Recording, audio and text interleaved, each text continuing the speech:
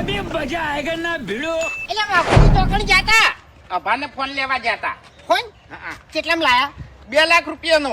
2 લાખ રૂપિયા તમે ચોટલા આટલા બધા પૈસા પૈસા તો લાવવા નતા. હવે મને કીધું તું કે કાકા તમારે ખાલી દવાખાને આવવાનું છે અને ઘડી વાર હુઈ રહેવાનું છે. તે દવાખાને જો અને ઘડી વાર હુઈ રહ્યો અને ડોક્ટરે આટલી પટ્ટી બોધી 2 લાખ રૂપિયા હાલ દીધા. એવું એ મૂર્ખા એ પટ્ટી એમને નહીં મારી કિતની ગાડી લીધી છે તારી खत्म bye bye tata goodbye गया